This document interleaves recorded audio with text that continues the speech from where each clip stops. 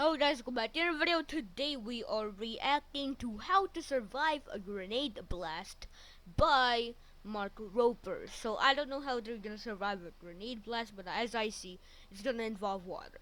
And that's probably my guess on how they survive a grenade blast with water. Because that's, yeah. Water is denser than air, denser than gas, but not solid. I'm pretty sure. But solid is more solid, so you can't. Yeah, there's a lot of science going on to it. So in 3, 2, 1, let's react. So I'm here today in Florida filming with Kevin, more commonly known as the Backyard Scientist. That's right. And today we're going to take these 2 live grenades and we're going to be dipping them in this tub of liquid nitrogen. So go ahead and hand them to me. And then, dude, baby alligator. Baby alligator. What?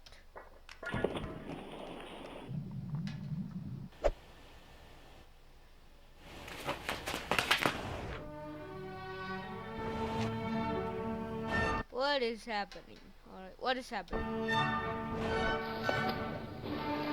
So now we're both about 15 feet away, except I'm on land with a grenade on land, and Kevin is in the water with a grenade in the water. So the question is, which one of us has a better chance of survival? Take a moment to decide. Do you dive on the pool deck or jump in the pool? We both had very different theories for survival. I would say pool, because water is denser than air. So as firm believers in the scientific method, we decided to test out our hypotheses. So we devised some experiments, but before I get to those, I think it's important to understand how a grenade actually works. So once you pull the pin, as long as you keep this handle pushed down, you're perfectly safe. But as soon as you let go of the grenade, this handle springs off, which releases a spring-loaded striker that hits a percussion cap that starts a 5-second fuse that you can't do anything to stop.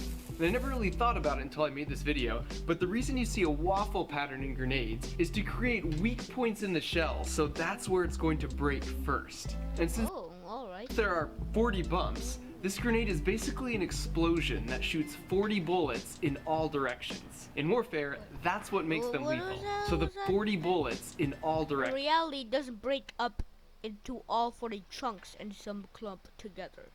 Right. In warfare, that's what makes them lethal. So the best strategy is to get as far as possible in a few seconds and then hit the deck with your feet facing towards the grenade. This presents the smallest possible target for a flying grenade chunk to hit. So 15 feet away, mathematically, that puts my chances of getting hit at less than 1%. But things are even better for Kevin in the pool. It's been well documented that bullets do not travel far in water at all. The drag force is so high, they just disintegrate after a few feet. So he has a 0% chance of getting injured by a grenade fragment in the water. But we are thorough men of science, and we wanted more information, so we designed an experiment where we filled 3 balloons, half with water and half with air, to roughly mimic the human body, which is mostly water, but we have pockets of air in our lungs, intestines, in our sinuses, and our ears. And then we subjected them to identical explosions, identical distances apart in both air and water.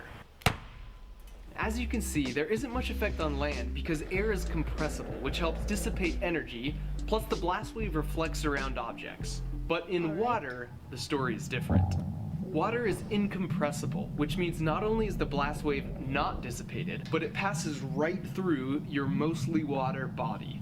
So the air in these balloons represents the air in your body, like your lungs and your sinuses. So basically what's happening is the blast wave is pushing in on you, but the air cavities can't push back with the same force since they're filled with compressible air. That means they move a lot really quickly, which causes permanent damage.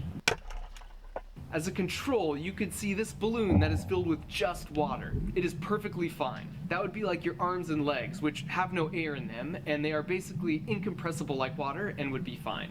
An explosion underwater is sort of like these silver ball things. So this represents the initial energy of the blast, which then comes down and passes through the incompressible water and then comes out without losing any energy at the water. Of course, a tiny bit of energy is lost from sound, vibrating pool walls, etc.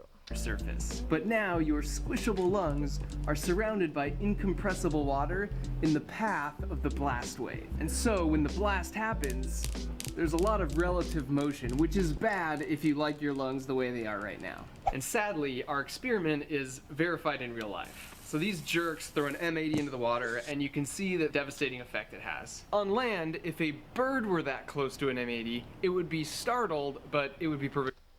Now that's polluting water. That was probably back in the day when they didn't know that it was an actual problem. But you know what's happening right now. I mean, just pollution at second of the world's biggest problems. And you know what's first. You definitely know what's first. If you're watching this, yeah, you definitely know what's first in the things that they need to stop, that the world needs to stop. It's something about viruses.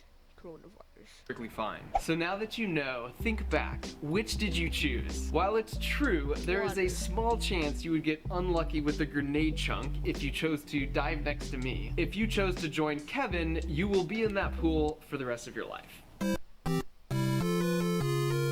Backyard, rest in peace, backyard scientist, 1992 to 2016. I chose water, and apparently it doesn't go well. So huge thanks to the backyard scientist for dying in the name of science. If you've never seen his stuff, you just have to check it out. Here's a video we just finished filming. It's a bunch of oobleck, which is a non-Newtonian fluid, and we destroyed it in every way imaginable. It's incredible footage. His channel is full of this type of junk, so check it out, subscribe. Yeah, it's junk. It's not actual videos that you work hard. It's junk. And as always, thanks for watching.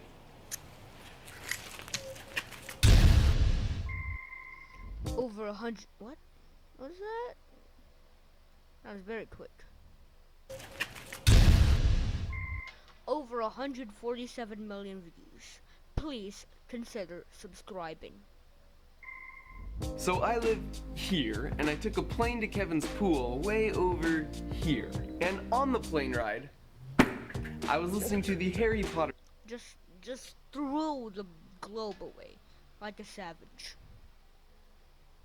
But you're just gonna fly like 3,000 kilometers away for just a pool. There's probably a lot of pools that you Book pass series. through. And I know this is quite possibly the least cool and sophisticated audiobook recommendation I've ever given on my channel, but I read the books 15 years ago, and it was really fun to. It's probably some sponsorship for Audible, something like that. So yeah, guys, thanks for watching. Of course, please consider subscribing. Yeah, like this video, turn on the notifications to be a part of the notification squad, and to notify when my videos become live. So yeah, guys, thanks for watching. Of course, peace out, peace.